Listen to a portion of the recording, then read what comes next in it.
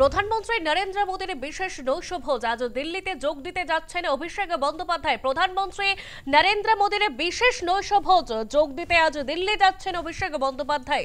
থাকবেন 7 দলের প্রতিনিধিরাও, যেমনটা জানতে পারা যাচ্ছে। প্রধানমন্ত্রী নরেন্দ্র মোদীর বিশেষ নৈশভোজ। টেলিফোন লাইনে রয়েছে আমাদের প্রতিনিধি প্রিয়াঙ্কা আজ ভৌমিক। প্রিয়াঙ্কা, প্রধানমন্ত্রী নরেন্দ্র মোদীর বিশেষ নৈশভোজে আজ দিল্লি যাচ্ছেন অভিষেক বন্দ্যোপাধ্যায়, বিস্তারিত কি জানা যাচ্ছে? তুমি যেরকমটা বলছিলে, আজকে প্রধানমন্ত্রীর আমন্ত্রণে কিন্তু নৈশভোজে যোগ দিতে অভিষেক বন্দ্যোপাধ্যায় তিনি দিল্লির উদ্দেশ্যে রওনা হবেন।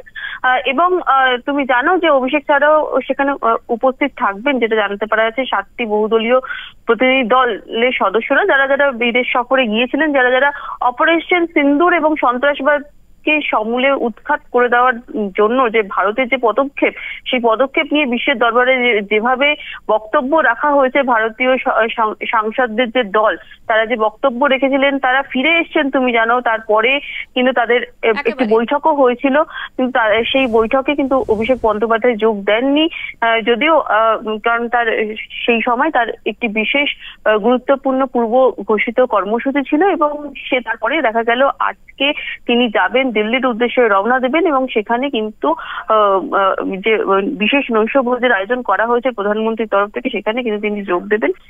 এবং সেখানে কিন্তু এটা কিন্তু অত্যন্ত গুরুত্বপূর্ণ হতে চলেছে, কারণ তুমি জানো যে বাংলার মুখ্যমন্ত্রী মমতা বন্দ্যোপাধ্যায় সহ তৃণমূলের নেতৃত্বরা বারে বারে সংসদে বিশেষ অধিবেশন করার দাবি জানিয়েছিলেন, যদিও সেখানে এখনো পর্যন্ত শিলমোহর পড়েনি। এবং তার মধ্যেই প্রধানমন্ত্রী নরেন্দ্র মোদীর ডাকা এই বিশেষ নৈশভোজ এবং সেখানে অভিষেকের যোগ দেওয়াটা কিন্তু যথেষ্ট তাৎপর্যপূর্ণ। সেখানে প্রত্যেকটা বলতে গেলে সর্বদলীয় যে সাংসদরা রয়েছে তারা কিন্তু সেখানে যোগ দিচ্ছেন এবং সেখানে তাদের যে অভিজ্ঞতা, অর্থাৎ বিদেশ সফরে গিয়ে তারা যে যে বক্তব্য রেখেছেন বা তাদের অভিজ্ঞতার কথা কিন্তু আজকের এই নৈশভোজে তারা রাখবেন। এবং সেখানে কথোপকথনের একটা সুযোগ হবে এবং সেখানে কি সেটা কিন্তু যথেষ্ট গুরুত্বপূর্ণ, এমনটা কিন্তু বলা যেতেই পারে।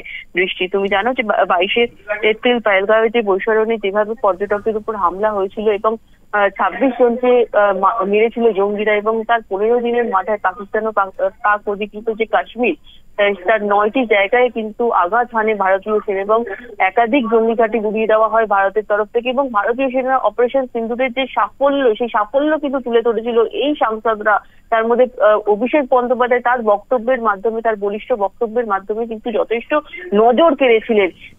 এবং বারে বারে তৃণমূলের তরফ থেকে বলা হয়েছে যে ভারতের সার্বভৌমত্বের দিকে কিন্তু তৃণমূল রাজনৈতিক মতবিরোধ থাকলেও কিন্তু কেন্দ্রের সঙ্গেই রয়েছে তৃণমূল কংগ্রেস। পাশাপাশি অভিষেক বন্দ্যোপাধ্যায় সাংসদ হিসেবেও কিন্তু ভারতের স্বার্থে কিন্তু কেন্দ্রের পাশে দাঁড়িয়েছিলেন এবং সেই অনুযায়ী কিন্তু বক্তব্য রাখতেও দেখা গিয়েছিল যখন সঞ্জয় ঝায়ের নেতৃত্বে 9 জন সদস্যের প্রতিনিধি দল এশিয়ার 5টি দেশে গিয়েছিল এবং সেখানে ডায়মন্ড হারবারের সাংসদ অভিষেক বন্দ্যোপাধ্যায় তার বক্তব্যের মাধ্যমে বারে বারে কিন্তু নজর কেড়েছিলেন। এবং সেখানে আজকে যখন তিনি প্রধানমন্ত্রীর ডাকা নৈশভোজে যোগ দেবেন, সেখানেও কিন্তু তার এই তিনি তার কি অভিজ্ঞতা হয়েছে, সেই অভিজ্ঞতা কিন্তু তিনি সেখানে শেয়ার করবেন। এবং এই আজকের এই নৈশভোজ, ধন্যবাদ প্রিয়াঙ্কা।